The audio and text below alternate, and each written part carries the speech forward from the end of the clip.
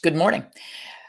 So yesterday I did a really interesting consultation, and I had done a consultation for these people before, and they said they just needed a 15-minute follow-up to talk about the dog's licking. So I'm thinking, okay, the dog's got allergies, it's licking itself, it's staining its feet, that we've got broken skin. Yeah, I'm going through in my head all the different things, and they didn't submit any new records. And I said, well, geez, I gotta know what the dog's eating. I need to figure out what we need to do for this dog. And the dog has medical issues. Actually has Addison's disease and a liver shunt, so got some issues. So we got online, and cute little fluffy white dog, and I said, okay, so you want to talk about the dog licking? And I'm thinking, we're not going to accomplish this whole allergy talk in 15 minutes. Like, what are they thinking? And I said, so what parts of his body is he licking? Is he like staining his feet? Is he licking his belly? Let's figure out where the issue is so we can figure out where it's come from. And she said, no, he doesn't lick himself at all.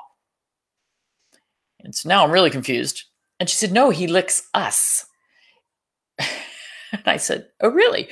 And she picked up the dog, and the dog instantly started licking her hands, just crazy licking her hands. And she goes, no, this is what he does. He's obsessive.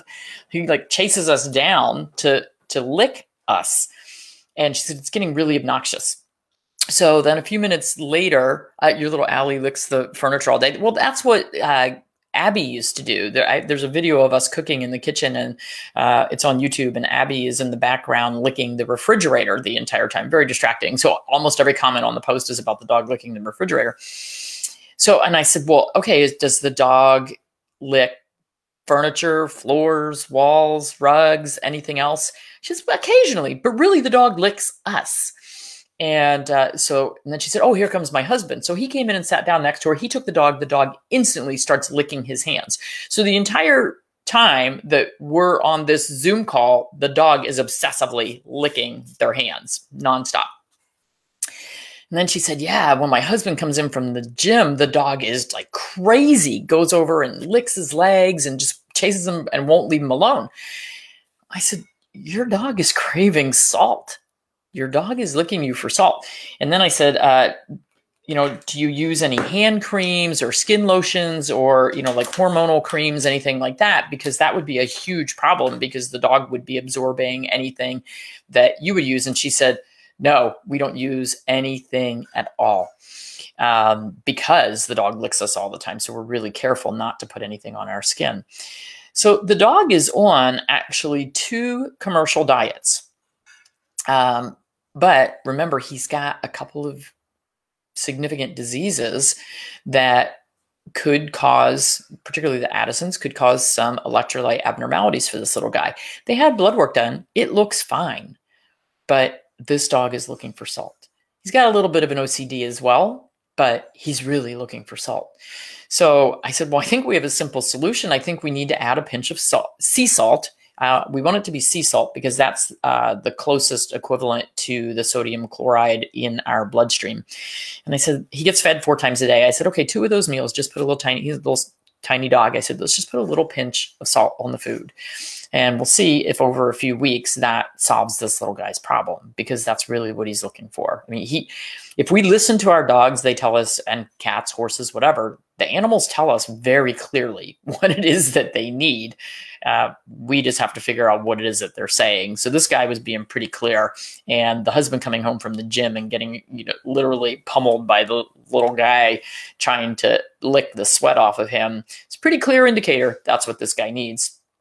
So, and that brings up another important point. For so many of you have animals with heart disease, and sometimes a cardiologist will say, make sure that their salt is restricted.